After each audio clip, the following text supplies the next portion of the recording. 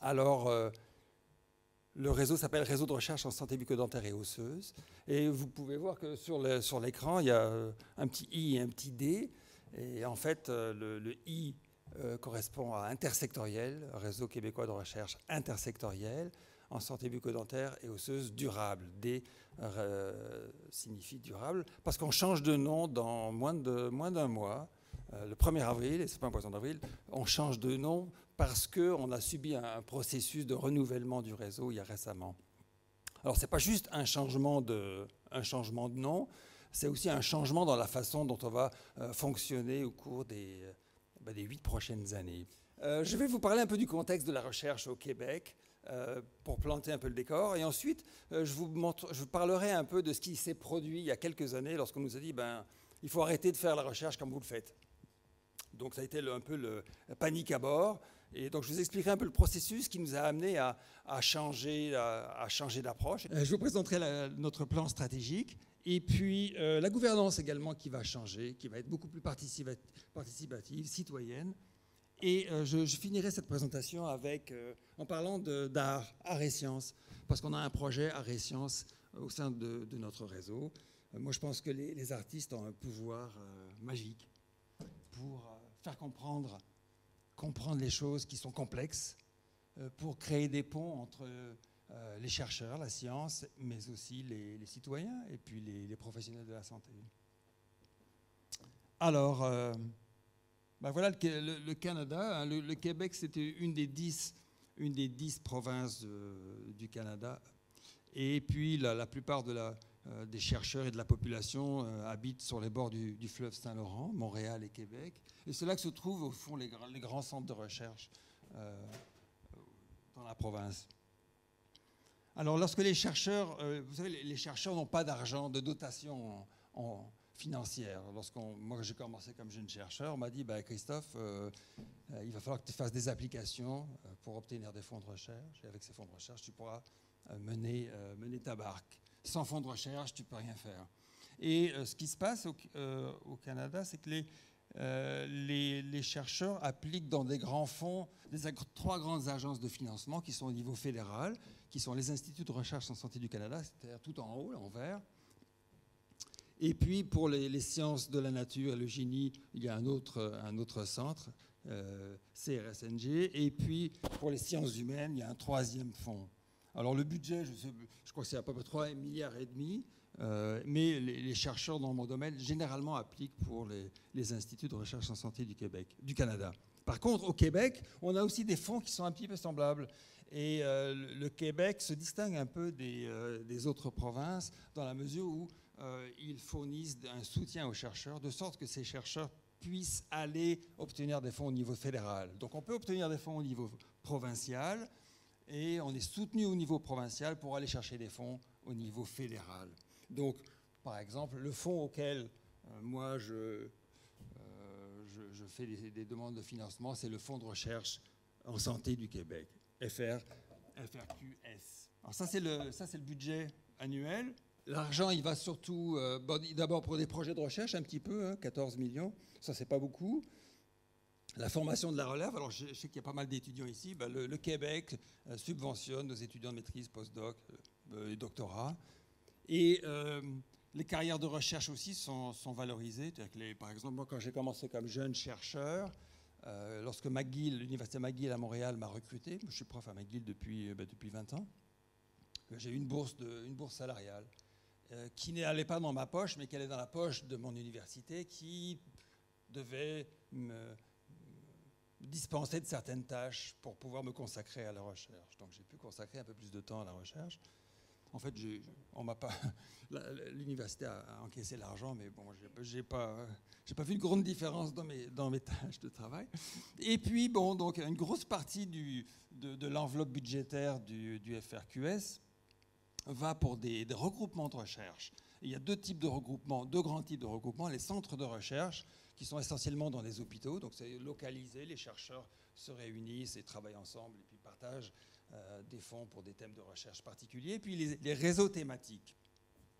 Et donc le réseau, le RISBAUD, le RESBO anciennement, est un de ces réseaux thématiques. Ça fait à peu près 30 ans qu'on a des réseaux thématiques. Et le but, donc les chercheurs de ces réseaux-là sont dispersés à travers la province. Donc, par exemple, dans notre réseau, on a des chercheurs à Montréal, à Québec, on en a quelques-uns à Sherbrooke et puis quelques autres ailleurs. Et dans différents centres. On en a dans des hôpitaux, on en a qui sont dans des différentes universités. Donc les réseaux thématiques, le but des réseaux thématiques, c'est de créer cette masse critique, de soutenir les chercheurs sur des thèmes spécifiques et puis de les amener à aller chercher de l'argent au fédéral pour mener leurs travaux. Alors qu'est-ce qu'on nous demande de faire dans les réseaux? Ça, c'est le mandat officiel du FRQS, c'est des activités de concertation, de sorte que les gens puissent réfléchir ensemble, travailler, créer des nouveaux projets ou programmes de recherche. Mais ça, c'est difficile.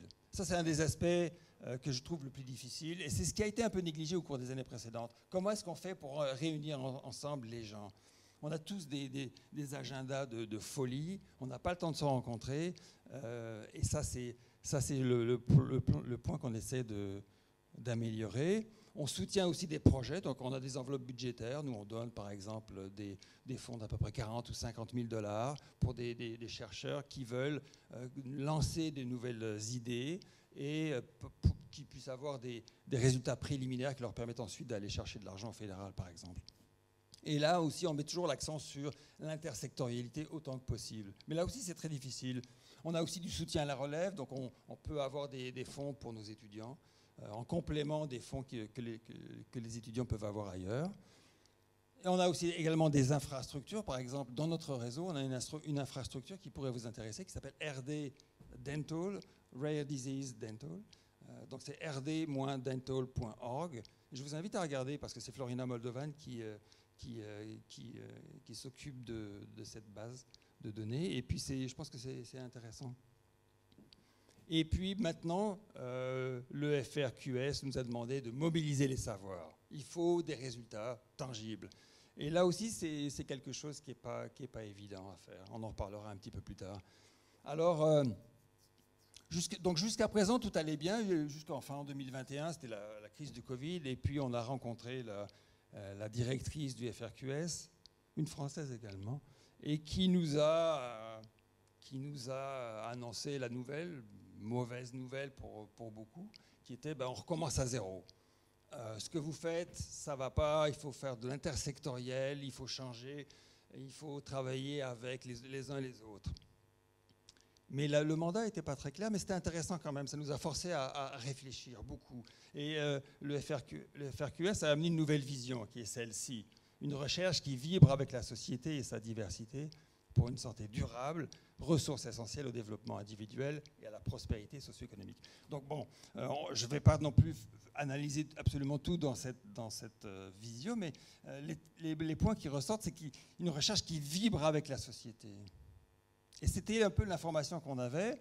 Qu'est-ce que ça veut dire vibrer avec la société? Une grande question. Moi, je me suis creusé la tête pendant des semaines et des semaines pour savoir qu'est-ce que c'était au fond de vibrer et comment on allait vibrer avec la société. Et le deuxième point, c'était la santé durable.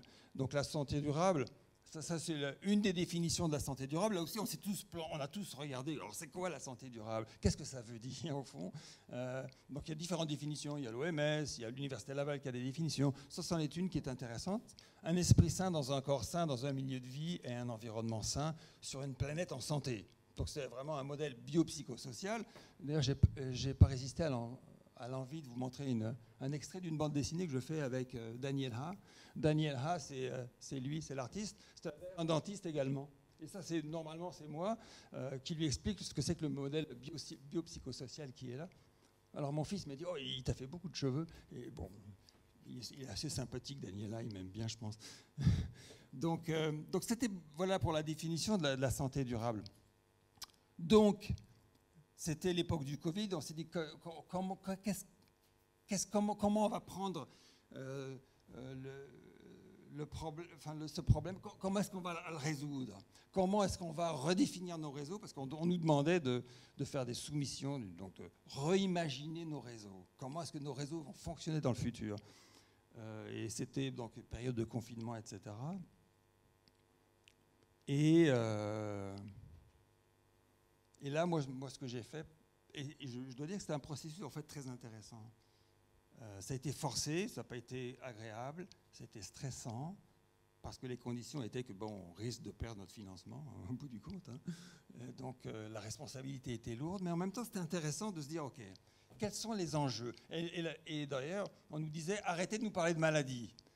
Alors, c'est difficile, hein. Si je vous dis maintenant, arrêtez de parler de maladies, comment est-ce que vous allez résoudre les problèmes des maladies rares? Donc, il faut parler santé, il faut réfléchir à la santé. Donc, on s'est creusé la tête. Et au fond, j'ai lu les journaux, j'ai écouté les gens, j'ai contacté des partenaires. J'avais différents types de partenaires parce que moi, je suis un chercheur en santé publique. D'ailleurs, je dois préciser que dans notre réseau, on a à peu près une centaine de chercheurs. Hein. Et il y en a dans tous les domaines. Ça va du micro, il y a des généticiens, jusqu'aux gens qui font de la santé publique comme moi. Tout le monde fait partie du réseau et on essaie de travailler ensemble. Donc c'était l'époque de la Covid et on a vu ce qui se passait avec la Covid et avec les zoonoses, avec le changement climatique. Il y a des maladies nouvelles qui apparaissent, il y a des liens entre les animaux, les humains, la nature, l'environnement, la biosphère. Donc ça c'est un petit icône qui représente au fond le modèle One Health, une santé. Un modèle que je trouve un peu restrictif, mais je l'ai mis là quand même. Mais si on parle de problèmes climatiques, d'enjeux climatiques ou de biodiversité, on en parle tout le temps. Effectivement, ça nous pend au nez. Là, on est face à des défis majeurs. Puis je pense qu'on ne peut pas non plus les pousser complètement, les écarter, même dans notre domaine où on focus sur des aspects très précis. Et d'ailleurs, la Covid a révélé, s'il fallait le faire, les injustices, des inégalités. Qui est-ce qui a le plus souffert de la Covid dans nos sociétés ? Des personnes en bas de l'échelle sociale essentiellement. On s'est rendu compte aussi, en l'occurrence, les personnes âgées, je ne sais pas comment ça s'est passé en France, je pense que ça a été dur, mais dans les EHPAD québécois, ça a été épouvantable. Épouvantable ce qui s'est passé. Et ça fait réfléchir aussi sur des questions démographiques, de vieillissement de la population, des questions aussi de qu'est-ce qu'on fait avec le vieillissement de la population, qu'est-ce qu'on fait avec les personnes âgées, comment est-ce qu'on répond à leurs besoins. Ça, c'est un enjeu majeur, un enjeu de société majeur qu'on n'a pas résolu encore, puis qui va s'accroître. On a vu que les systèmes de soins étaient en souffrance. L'état des urgences médicales, hospitalières au Québec est terrible, un peu comme en France, je pense. Peut-être même pire qu'en France. Et si on parle de l'accès aux soins dentaires, par exemple, c'est un gros problème pour beaucoup. Je me rappelle qu'au Québec, par exemple, il y a quelques années, une jeune femme, une adolescente qui vivait avec l'ostéogénèse imparfaite, et peut-être même la dentinogenèse imparfaite, avait fait une conférence de presse avec une députée devant l'Assemblée nationale à Québec pour réclamer un meilleur accès aux soins bucco-dentaires. J'ai rencontré certains de nos partenaires, notamment les personnes qui travaillent à l'Association québécoise des personnes de petite taille. Et alors je leur disais, alors quels seraient pour vous des enjeux importants en termes de recherche? Et ce qui est ressorti, c'est, tu sais quoi, c'est l'accès aux soins. Alors, des fois, on a besoin de traitements orthodontiques, etc. C'est pas couvert, donc on a des problèmes de ce côté-là. C'est des choses auxquelles on ne pense pas forcément, mais ce sont toujours les mêmes, les populations qui sont exclues, les personnes en situation de pauvreté, les personnes en situation de handicap, personnes âgées, sont des personnes qui sont souvent exclues du système de soins. Et puis on a vu aussi que l'Internet marchait, pouvait être intéressant également par certains aspects. Hein, en quelques semaines, on s'est mis à travailler en ligne tous, avec Zoom, faire des cours en ligne ou nos réunions. Et donc, au bout de la réflexion, au fond, pour moi, ça a été donc un processus réellement important, je dirais sur le plan personnel. Je me suis mis à voir le monde différemment. J'en dis sur le plan personnel, mais aussi sur le plan professionnel. J'ai commencé à voir ma raison d'être de manière différente, comme chercheur. Et un modèle m'a particulièrement intéressé, qui est le modèle du donut. Je ne sais pas si vous avez entendu parler du modèle du donut. Non ? Le modèle de donut a été développé par une économiste britannique, Kate Raworth. le donut, c'est ça en fait. Hein. Je ne sais pas si vous connaissez. Vous avez déjà goûté le donut, non? Ouais. C'est très sucré. C'est pas bon pour les dents, ni pour le reste d'ailleurs. Mais ça, c'est bon. Et en fait, ce que Kate Raworth a montré, c'est qu'il y a, elle a décrit l'espace juste et sûr pour l'humanité. C'est entre les deux cercles vert foncé. Le cercle intérieur, c'est le plancher social. Ça représente les conditions, les besoins essentiels que nous avons pour vivre. Alors, je pourrais parler du logement, je pourrais parler de la manger, la paix, la justice, la santé. Et en général, bon, dans nos pays riches, on n'est pas trop mauvais de ce côté-là, mais si vous regardez les pays pauvres, en Afrique par exemple, ils n'ont pas ces besoins essentiels pour la plupart. Donc essayons de vivre correctement, ne tombons pas dans le trou du donut, mais en même temps, attention à ne pas faire exploser le plafond. C'est le deuxième cercle, qui est le plafond environnemental. Et là, vous avez sur le modèle les 9 frontières environnementales, boundaries en anglais, je ne sais plus si c'est la bonne traduction. Donc vous avez le changement climatique, la pollution, la biodiversité, etc. Et ce qui est intéressant, c'est que tout est lié. Moi, je fais cet exercice avec mes étudiants. Je leur donne des fiches qui représentent toutes les parties du donut, à l'intérieur comme à l'extérieur. Et puis je leur dis de commencer à faire des liens entre les différents domaines. Alors par exemple, si on parle de reconversion des terres, c'est par exemple la déforestation pour planter, pour avoir des cultures ou pour avoir des vaches, pour en faire des beefsteaks. Eh bien, ça a un effet sur l'alimentation. C'est sûr qu'on peut manger mieux peut-être, mais ça a des effets négatifs sur d'autres aspects, hein, par exemple sur la biodiversité, sur les changements climatiques. Hein. Et puis ensuite, les changements climatiques ont un effet sur tout un éventail. Et là, j'ai représenté juste quelques aspects, y compris la santé. Alors, ce que je trouve intéressant avec ce modèle-là par rapport à un modèle des déterminants sociaux de la santé, c'est qu'il n'est pas centré sur la santé, justement. C'est qu'il montre que tout est lié et que finalement, ce modèle-là pourrait convenir à des chercheurs ou des citoyens de tous les domaines. Des ingénieurs, vous avez parlé des ingénieurs tout à l'heure, mais ça peut être des gens qui travaillent dans l'architecture, ça peut être des gens qui travaillent, je ne sais pas, dans les questions de biodiversité, de climat, dans le travail social. Alors c'est là où j'en étais, moi, à la fin lorsqu'il s'est agi de réfléchir à ce qu'on allait faire comme réseau. Comment est-ce qu'on va travailler à partir de ça? Et comment est-ce que je vais écrire cette demande de financement? Parce qu'il fallait écrire une demande de financement. Donc le nouveau plan stratégique, en fait, je vais essayer d'aller assez rapide. Parce que c'est quand même assez loin de vos propres intérêts. Mais je pense que ça peut illustrer un peu la manière dont on voit, la façon dont on voit le monde va influencer la manière dont on travaille. Je pense. Alors bref, pour faire le point sur la compétition, on a eu le financement, on est content, soulagé, surtout moi, parce que je portais ça sur les épaules. Et donc on s'appelle donc Réseau québécois de recherche intersectorielle en santé bucco-dentaire et osseuse durable. Et d'ailleurs, je pense que ça serait intéressant de développer des liens avec la filière tête-cou. On a des intérêts communs. Mais si vous regardez bien sur les autres réseaux, il y a des réseaux qui pourraient vous intéresser. Réseau québécois des maladies rares, ça c'est un réseau avec qui vous pourriez travailler également. Réseau de thérapie cellulaire, tissulaire et génique du Québec également, c'est un réseau qui pourrait être un partenaire pour la filière tête-cou, pour certains des labos dans lesquels vous bossez.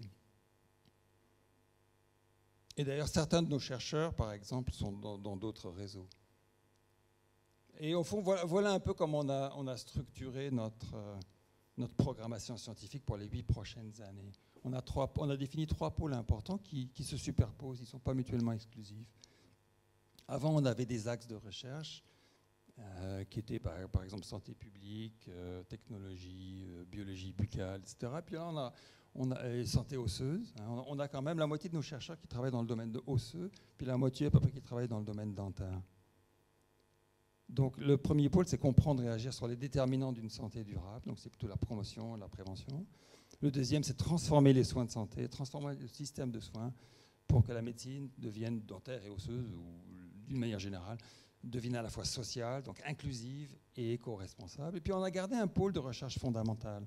Donc c'est plutôt dans ce pôle-là, vous, que la plupart d'entre vous se retrouveraient. C'est peut-être vos partenaires naturels se trouvent dans ce pôle de recherche au Québec.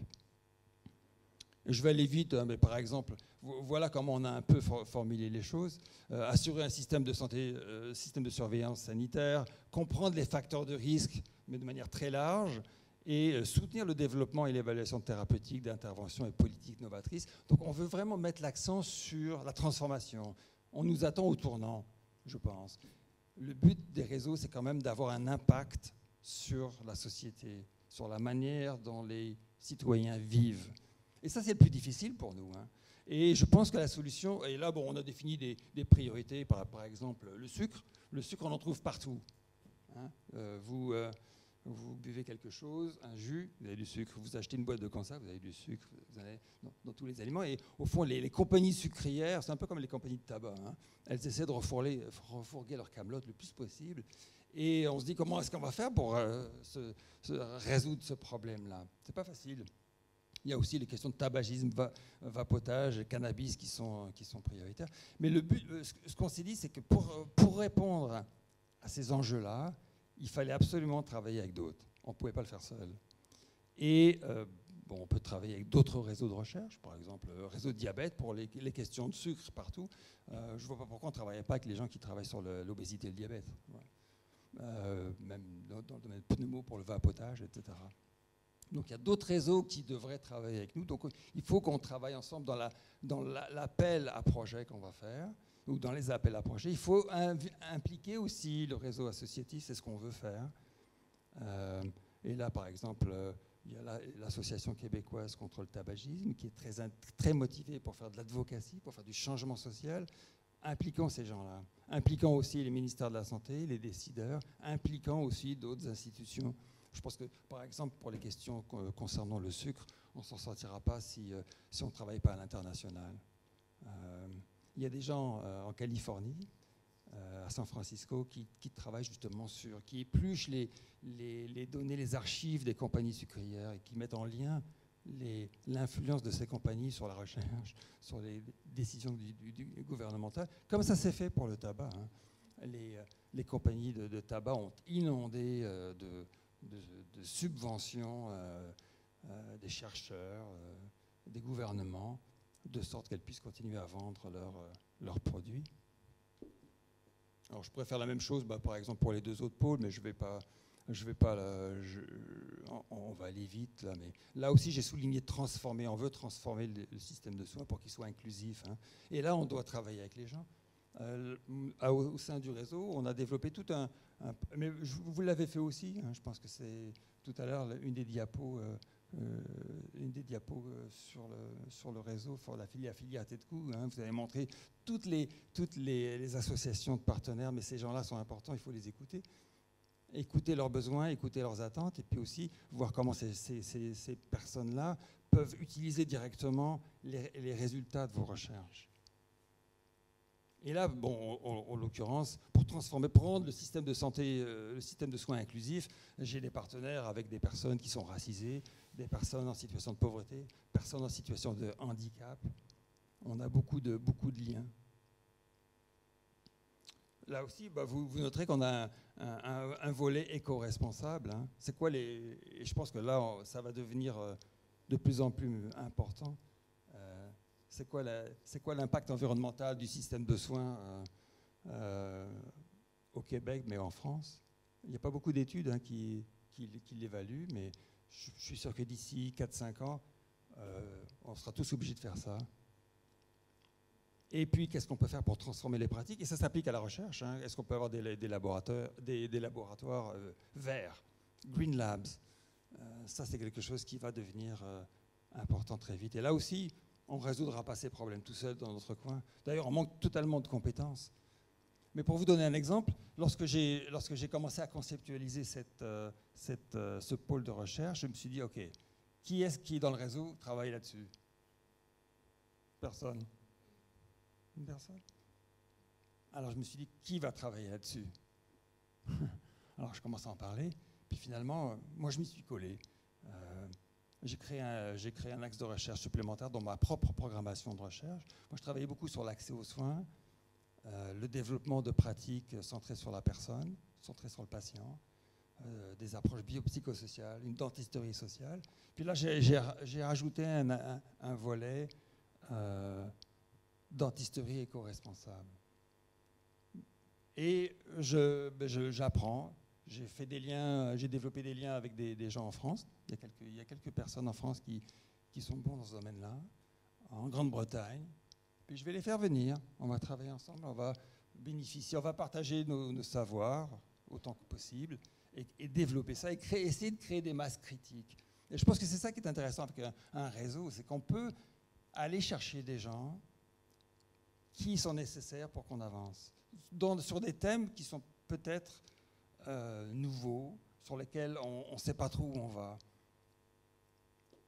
Donc je pense qu'au fond, et voilà pourquoi je pense que cette réflexion globale est importante, parce que moi je discute avec mes collègues chercheurs, et notamment en recherche fondamentale, je leur dis, vous savez, pour avoir une dentisterie éco-responsable, il va falloir des chercheurs en fondamental, hein, il n'y a pas juste moi. Donc il va falloir peut-être que vous changiez un peu vos sujets, peut-être que vous intéressiez, ou certains s'intéressent à ça, et développent des compétences. Donc ça oblige d'une certaine manière à nous remettre en question, nous chercheurs. Et ça c'est dur. Ça c'est dur parce qu'au fond on est généralement lancé sur une autoroute qui... Et puis on voit le futur très, très clairement. On est spécialisé, on développe des expertises, on veut aller au bout, puis finalement on s'écarte un peu du reste. Donc ça, c'est, je trouve, assez complexe. Et évidemment, donc le troisième pôle, et je finis très vite, c'est, bon, là aussi, là, j'ai marqué, par exemple, les partenariats pour nos chercheurs. Et là j'ai pas mis trop la pression sur les chercheurs en fondamental. Ils vont continuer à faire ce qu'ils aiment faire, ce qu'ils font, mais mon message, c'est travailler avec les autres. Alors, j'espère qu'ils vont venir vous voir. J'espère qu'ils vont consulter le site web qui est très bien d'ailleurs de la filière TEDCO. Moi j'étais impressionné quand j'ai vu ça, je dis mais attention, c'est vous qui allez m'apprendre des choses, c'est pas le contraire. Pour aller un petit peu plus loin, on s'est dit aussi que la gouvernance devait changer. Comment est-ce qu'on va faire pour mettre ça en place? Et on a développé ce modèle qui a l'air un peu compliqué, mais je vais essayer de le décrire. Hein. D'abord, peut-être la gouvernance elle-même, on a un comité de direction, mais ce comité de direction, on est 2 co-directeurs, Florina et moi, mais on a aussi on veut, donc dans le futur comité de direction, donc à partir du mois prochain, on veut avoir des personnes qui ne soient pas des experts. Donc on veut avoir des patients, des gens qui représentent la société, qui vont être assis avec nous lors du comité de direction, de sorte que ces personnes-là aient une voix au chapitre. Et puis on a toute une série de comités, notamment un comité des partenaires, qui est lui-même intersectoriel, parce que dans le comité des partenaires, il y a des gens de différents domaines, des gens qui représentent des patients, des gens qui représentent les personnes en situation de pauvreté ou les personnes âgées, etc. Et on a aussi donc un comité étudiant, parce que je pense que les étudiants peuvent amener un renouveau. Et puis c'est eux le futur de la profession. Je pense que c'est important qu'ils soient intégrés, qu'ils viennent conseiller le comité de direction ou le piquer les fesses pour leur dire n'oubliez pas ceci ou cela. Comité scientifique, c'est plutôt des sages, c'est plutôt des gens qui ont de l'expérience. Ça pourrait être comme Ariane Bernal, qu'on pourrait inviter dans le comité scientifique, par exemple, parce qu'elle peut amener un regard d'expert également. Et on a un comité arts et sciences, parce que je pense que si on veut faire bouger les choses, il faut pouvoir communiquer avec des gens avec qui on n'a pas l'habitude de communiquer. Et les artistes peuvent être ces personnes-là. Et on a le hub que je vais vous décrire dans quelques minutes. Donc juste, tiens, ça c'est, n'élisez pas ça, mais c'est toutes les personnes qui peuvent être au sein de nos comités. Par exemple, dans le comité arts et sciences, on a des artistes, on a des professionnels, on aura des experts en communication scientifique, on a aussi un éditeur des presses universitaires de l'Université de Montréal, pour essayer ensuite de publier des bouquins. D'ailleurs, on a publié un bouquin, et ça, c'est l'expérience, c'est qu'on a publié un bouquin, un conte d'auteur, au fond. Ça, c'est un ouvrage de bande dessinée. On a quoi, je sais pas, 150 pages de bande dessinée sur nos labos. Si vous êtes intéressé par les labos de notre réseau, Vous en aurez un aperçu, là, un petit aperçu. Mais on s'est rendu compte, quand on a voulu le diffuser, qu'on n'avait pas d'éditeur. On a contacté les éditeurs et ils nous disent vous auriez dû nous contacter plus tôt, parce que nous, on veut avoir il y a un aspect éditorial qui est important, on veut travailler avec vous depuis le début. Donc maintenant, la prochaine étape, c'est qu'on les a inclus d'emblée. Et là, vous voyez aussi, par exemple, le comité des partenaires.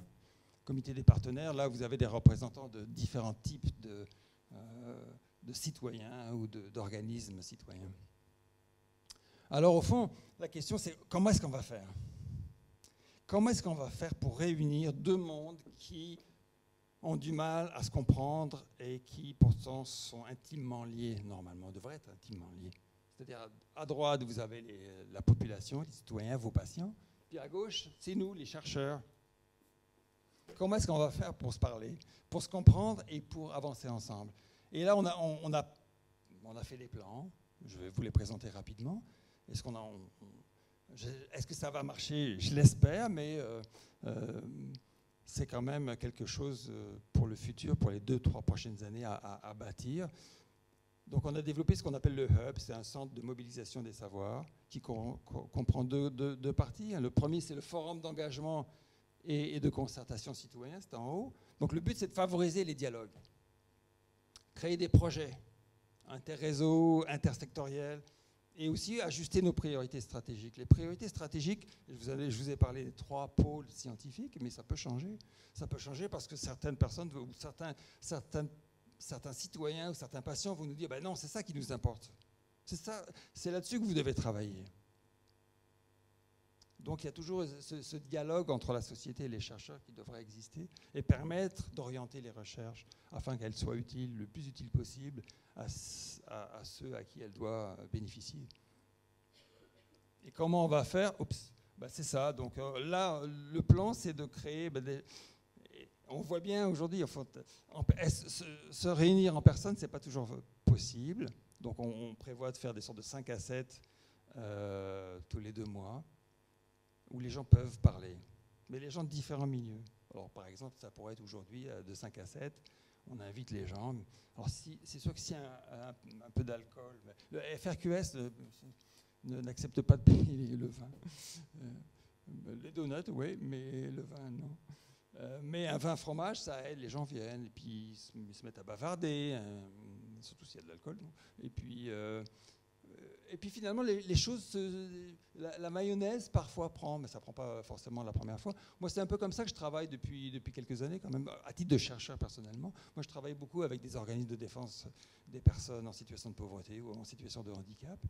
Et puis, ces rencontres sont importantes, ces rencontres informelles. Ah, tu fais quoi? Qu'est-ce qui t'intéresse? Puis finalement, au bout d'un quart d'heure, on se dit, tiens, c'est intéressant ça, je n'avais pas pensé à ça. Hein? Mais ça prend un certain temps pour qu'on discute, pour qu'on s'assied ensemble, ou qu'on trinque ensemble. Et un des aspects, c'est aussi d'avoir une sorte de plateforme de type Discord. Je ne sais pas si vous connaissez Discord. Moi, ça m'a été présenté par un de mes collègues à Toulouse. Il me dit, tu sais quoi, Discord, c'est bien. Puis, finalement, on l'utilise et c'est intéressant parce que c'est une plateforme virtuelle qui permet d'échanger ou même de faire des échanges vidéo, mais écrits. Moi, ce que j'aimerais, c'est qu'au sein de cette plateforme-là, on donne la possibilité, par exemple aux patients, comme aux professionnels, comme aux chercheurs, d'interagir, de poser des questions. Avez-vous pensé à faire un truc là-dessus? Qui est-ce qui va répondre à ça? Comment est-ce qu'on peut y répondre? Est-ce qu'on se rencontre finalement pour en parler? Et c'était une manière de créer des liens. Mais là aussi, je ne sais pas si ça va fonctionner. Parce et c'est là le problème, on est tous très occupés. Et puis moi, quand je discute avec mes amis qui font de la recherche fondamentale, ils me disent, mais tu sais quoi, Christophe, on n'a pas le temps, c'est difficile. Puis je sais, grosso modo, là où je veux aller. Je persiste à penser que c'est quand même bénéfique. Et aussi, on prévoit de développer un incubateur d'entrepreneuriat pour l'innovation. Là aussi, pour certains chercheurs, c'est important qu'ils développent des nouvelles approches, ou des nouveaux médicaments, de travailler avec l'industrie. Et donc, on a prévu aussi là de faire des liens entre des partenaires dans l'industrie avec nos chercheurs. Alors, un aspect qui qui est important à mon sens, c'est que si on veut que nos chercheurs, et notamment nos jeunes chercheurs, travaillent en partenariat avec des citoyens, des non-chercheurs ou des professionnels, eh bien, il va falloir les former à ça. Et c'est là où on a prévu des programmes de formation où on parle du donut, justement. On parle d'approche participative. Comment est-ce qu'on fait pour travailler en partenariat avec des patients? C'est pas facile, hein? Moi, je l'ai fait pendant plusieurs années. Puis, parfois, ça a très bien marché. Parfois, ça a moins bien marché. C'est compliqué parfois. Parce que les gens ont des demandes, des exigences. Parfois, on ne voit pas le monde de la même manière. Donc, il faut apprendre à se parler, apprendre à se comprendre et aussi apprendre à trouver des compromis. Donc, là aussi, on veut créer des différents types de formations. Puis je vois que ici, sur la filière TEDCO, vous avez un super site web. Je trouve ça très intéressant. Et je me dis, si on crée des webinaires, peut-être qu'on pourrait avoir des partenariats. Là. Vous avez vos webinaires en ligne. On pourrait inviter nos chercheurs à vos webinaires et puis vice-versa. Et puis peut-être qu'on pourrait avoir des liens entre les deux organismes, de sorte que les gens puissent aller de l'un à l'autre très facilement et bénéficier des programmes des uns des autres. Donc là, je vois beaucoup d'intérêt à ça. On veut aussi créer des ateliers de formation avec des experts en communication scientifique, par exemple, comment partager ses savoirs, comment parler aux médias. Je ne sais pas si vous avez suivi des formations. Si vous êtes interviewé par la presse, comment vous faites?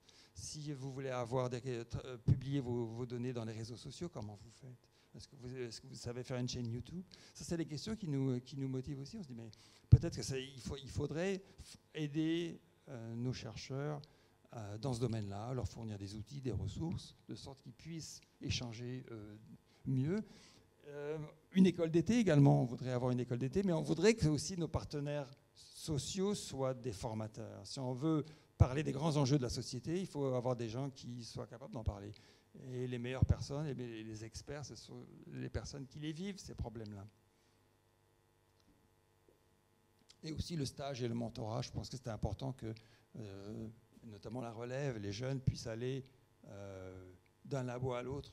Passer 2 mois dans un labo, par exemple, vous allez à Strasbourg, si vous êtes à Paris, vous allez à Strasbourg ou vice-versa. C'est extrêmement formateur de voir comment les autres travaillent, quelles sont les plateformes qu'ils utilisent, quels sont les outils qu'ils utilisent, quelle est leur manière de voir la recherche. C'est comme ça qu'on s'enrichit. Je pense qu'il y a des ressources et il faut les mettre en commun, les partager, ces ressources-là. Et de la même manière, nos partenaires vont être soutenus pour travailler avec nous. On va les aider, on va là aussi les rencontrer. Moi, je commence au mois d'avril, je vais faire une présentation dans un groupe de défense des personnes en situation de handicap. Donc, je vais parler de la recherche. Comment est-ce qu'on fait? Comment est-ce qu'on travaille, nous, chercheurs? Comment est-ce qu'on peut s'entendre? Pareil, donc, des webinaires ou des ateliers de formation. Et on va développer aussi, et ça revient un petit peu à ce que disait mon collègue de Los Angeles tout à l'heure, on voudrait avoir un espace qui permet à tout le monde d'avoir toutes les données de la recherche, toutes les informations possibles, donc tous les articles, mais aussi une version vulgarisée de chaque article. Alors, je suis sûr que parmi vous, il y en a beaucoup qui ont écrit des articles, et beaucoup d'articles. Combien d'articles ont été vulgarisés parmi tous vos articles? Combien de vos articles ont été lus par des non-experts? Il n'y en a pas beaucoup. Hein. Et c'est pour ça qu'on veut travailler avec des artistes qui sont capables justement de vulgariser. J'aime pas le terme vulgariser d'ailleurs, parce que c'est pas vulgaire. C'est populaire peut-être, mais c'est pas vulgaire. Là aussi, on pourrait faire aussi des capsules d'information, etc. Podcast, ça marche bien. Alors, les arts et la science. C'est ce que j'ai expliqué tout à l'heure. Hein. Ça sont des silos, je ne sais pas si vous avez déjà vu ça, si vous avez voyagé dans les prairies en Amérique du Nord, ce sont des silos à grains. Et on parle de silos dans le domaine de la santé, parce que souvent on travaille dans notre coin, et puis on ne communique pas. On pourrait même dire, des fois, on travaille en silo dans nos centres de recherche. On ne parle même pas avec nos voisins de bureau parce qu'on n'a pas le temps ou parce qu'on n'y pense pas. et on oublie de le faire, où on n'a pas d'espace pour se rencontrer. Et je pense que les artistes sont très bons pour créer des liens entre les cliniciens, les chercheurs et la population. Et je vais vous parler un petit peu de l'expérience qu'on a eue il y a quelques années.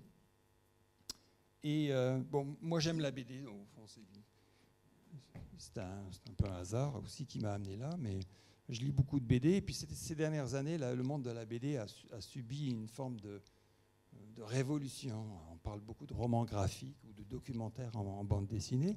Et là, je vous présente sur l'écran deux bandes dessinées qui ont été faites en France par Jean-Yves Duhaut, Le Labo, et puis ensuite ça a été plus récemment dans Le Secret des Labos. Vous pouvez les trouver à la FNAC si vous allez à la FNAC. Ils y sont encore, le premier peut-être pas. Le premier, c'était 12 labos. J'étais tombé dessus par hasard. Il avait été subventionné par le ministère de la Recherche, je crois, à l'époque. C'était Claudie Deshaies, qui était ministre à ce moment-là. Elle avait signé la préface. Donc, elle avait trouvé ça pertinent à l'époque. Et c'était fascinant, parce que vous avez 4-5 pages de BD par labo. Donc, vous allez au Pic du Midi, par exemple, voir les astronomes. Vous allez au CERN. C'est vraiment fascinant, parce que ce sont des milieux qu'on ne connaît pas. Mais vous vous rendez compte qu'en quelques minutes, vous êtes capable de comprendre des choses que vous ne connaissiez pas du tout. Et ce qui est intéressant, c'est que les planches avaient été aussi publiées dans la revue Tintin. Donc ça avait été mis à la disposition du grand public, notamment des enfants. Alors quand j'ai vu ça, j'ai dit « wow, ça c'est intéressant ». Donc ce qu'on a fait, c'est qu'au sein du réseau, il y a peut-être 3-4 ans, on a créé un concours pour avoir des artistes en résidence. Donc on a eu quelques applications, mais pas beaucoup. Et parmi ces applications, il y en avait deux artistes qui faisaient de la bande dessinée. Et on les a recrutés pour 1 an, puis on les a prolongés pour une autre année.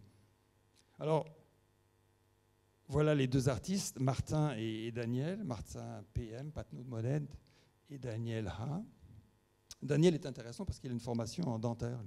Lui, il a fait dentaire parce que ses parents l'ont poussé à faire médecine dentaire. Mais quand il a eu fini médecine dentaire, il est retourné à l'école et puis il a étudié les arts. Et maintenant, il fait les deux. Il fait de la médecine dentaire, puis il fait de la bande dessinée. Donc ces 2 artistes-là, et alors je dois préciser en termes de budget, et d'ailleurs c'est triste, mais les artistes sont très mal payés. Donc nous, ça ne nous a pas coûté très cher. Ça nous a coûté, je dirais... en fait, ils sont payés 25 $ de l'heure, grosso modo. Oui, c'est pas beaucoup. C'est pas beaucoup, c'est pas normal d'ailleurs. Mais... donc c'était un petit budget pour un résultat qui me paraît quand même très intéressant. Donc on leur a dit, bah voilà le réseau, on a une centaine de chercheurs, maintenant on vous laisse carte blanche. Allez voir les labos, rencontrez les chercheurs, si vous voulez avoir certaines des publications, vous regardez les publications, vous les lisez, et ainsi de suite. Et donc ils sont partis à la rencontre de nos chercheurs, on leur a dit, bah, faites en sorte qu'il y ait un peu de tous les domaines, que ce soit pas que des chercheurs de Montréal, par exemple, qu'il y ait un peu de Montréal-Québec, des domaines de l'os, domaines de dentaire, etc. Et donc, ils ont visité 14 labos. Et en général, c'était assez simple. Hein. Ça prenait pas beaucoup de temps aux chercheurs. Les chercheurs les accueillaient, ils bavardaient un peu, ils faisaient la visite des labos. Et ça, c'est Philippe Campeau, qui est un des chercheurs qui pourrait vous intéresser. Parce qu'il est un des porteurs du nouveau réseau des maladies rares au Québec. C'est un médecin généticien qui travaille à l'hôpital Sainte-Justine pour enfants à Montréal. Et il travaille notamment sur des questions osseuses. Et ça, c'est les premières pages, je crois, de sa BD qui est là. Vous pouvez la consulter après si vous voulez. Et ces BD-là sont en ligne. Si vous voulez les regarder, elles sont en français et en anglais. Ça, c'est Argéritzi Michaeliste, une infirmière qui travaille à l'hôpital Shriners pour enfants Canada, donc à Montréal. Et là aussi, elle travaille avec des enfants qui vivent avec l'ostéogenèse imparfaite ou la dentinogénèse imparfaite. Et cette BD-là aussi explique un peu certains des travaux d'Argérie. Alors, ces BD-là sont intéressantes parce que, d'abord, on les distribue, mais aussi c'est un moyen de rentrer dans des milieux qu'on n'a pas l'habitude de fréquenter, par exemple les écoles. On a contacté des organismes qui vont faire des programmes dans les écoles secondaires. Et par exemple, on nous avait invités à à aller dans les écoles, ou à envoyer nos étudiants dans les écoles pour parler des sujets de recherche. Donc ça permet de faire le lien entre le domaine scientifique et les citoyens. Et ça, c'était une des BD également. Et je voulais illustrer un petit peu la manière dont des images avec un peu de texte peuvent expliquer des choses finalement assez complexes. Là, c'est un article qui a été publié par une de mes étudiantes, Farnaz Rachid, il y a quelques années. Elle avait donc publié un article dans lequel elle décrivait les défis rencontrés par les personnes en fauteuil roulant pour recevoir des soins dentaires. Et en fait, Martin a fait une bande dessinée sur l'accès aux soins pour les personnes en situation de handicap, les personnes à mobilité réduite. Et en une seule planche, il a été capable de décrire un peu le parcours extraordinairement difficile que rencontrent les personnes en fauteuil roulant pour recevoir des soins dentaires. Donc il y a un pouvoir extrêmement fort de la bande dessinée ou des arts pour expliquer des choses qui sont finalement importantes à savoir. Et je dirais que les artistes aussi peuvent faire connaître à la population générale les maladies ou le quotidien des gens qui vivent avec des maladies rares.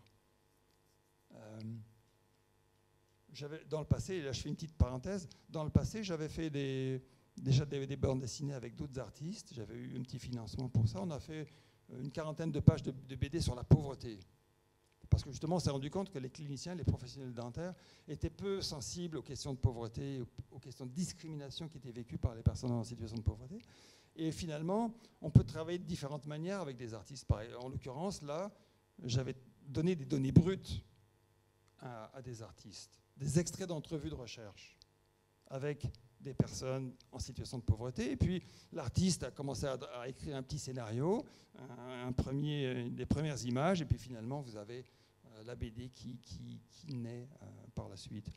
Une autre possibilité, c'est cette BD-là qui a été faite par Michel Hellman. Michel Hellman a rencontré une personne en situation de pauvreté. Et là, il s'est mis en scène d'ailleurs. Il s'est mis en scène, il fait son reportage, c'est lui, le Michel Hellman, et là, c'est la personne qu'il a rencontrée. Et pendant 8 pages, il va décrire la vie de cette personne-là. Et on peut très bien imaginer que vous pourriez faire la même chose pour des personnes qui vivent avec des maladies rares. Qu'est-ce que c'est, ces maladies rares? Elles sont rares, personne ne les connaît. Est-ce que ça ne vaut pas la peine de les faire connaître? Notamment pour les décideurs. Les décideurs ne sont pas forcément sensibles à ce genre de choses. Comment est-ce qu'on fait changer les choses? Comment est-ce qu'on transforme les politiques? Alors, vous faites une bande dessinée, puis vous invitez la presse pour le lancement, puis la presse est informée, la presse fait un truc, et puis de fil en aiguille, finalement, les décideurs politiques se retrouvent peut-être amenés à commenter, et c'est peut-être comme ça que vous pouvez aussi faire changer les choses dans votre domaine. Donc ça, c'est des pistes pour vous. Donc, merci beaucoup, et puis si vous avez des questions, n'hésitez pas, puis sinon on peut se parler après. Merci beaucoup. Merci beaucoup. Et justement, on aime beaucoup quand on entend des choses qui diffèrent un petit peu de ce qu'on entend d'habitude. C'est au contraire, c'est ça qui est surtout enrichissant. Alors, créer des liens avec les fiertés de coups et tous nos partenaires, la réponse est oui, évidemment. Il n'y a aucun doute. Et alors, je suis aussi tout à fait d'accord sur le fait que la préoccupation environnementale, elle commence déjà, mais elle va forcément pénétrer tous les secteurs, et notamment la santé particulièrement. C'est inévitable et souhaitable, en fait, même si c'est déjà tardif, en fait. Est-ce qu'on a des questions dans la salle? En ligne, je crois qu'il n'y en avait pas pour l'instant. Dans la salle, mais voilà. Moi, je répète qu'effectivement, créer des liens, justement, c'est un peu le cœur et l'intérêt de ce type de rencontre, hein, c'est de se rencontrer, de montrer ce qu'on fait, où on le fait, et de laisser les cartes de visite partout, en fait, hein, on peut les jeter dans la salle. L'idée qu'on avait eue, parce que bon, finalement, si je puis me permettre, Christophe, tu es très proche des membres de la filière qui font l'animation. Je pense à Myriam, je pense à nous tous qui travaillons un peu dans l'ombre pour mettre, justement, réseauter, entre guillemets. Donc, la journée est ambitieuse, hein, on va des données les plus fondamentales, jusqu'à parler français au travers de 2 continents, donc voilà. Ce qu'on aurait aimé, on va vous dire ce qu'on aime, là on fait un message, c'est que les associations, les chercheurs et les professionnels utilisent les compétences de votre réseau pour mieux, justement, créer une fluidité. Donc, est-ce qu'il y a, par exemple, des associations de malades qui seraient partants pour faire un petit groupe de travail? Là, on improvise, hein, on démarre déjà la table ronde, mais réfléchissez un petit peu à l'heure du déjeuner. Vous avez beaucoup de partenaires différents et Christophe, vraiment, tu nous as donné de façon concrète quelques pistes intéressantes. On a commencé il y a quelques années, il y a peu de temps, effectivement, à sponsoriser aussi une BD pour des pathologies, mais pas à l'échelle encore de ce que vous avez réalisé. Donc, mais ça, c'est vraiment une piste très intéressante aussi.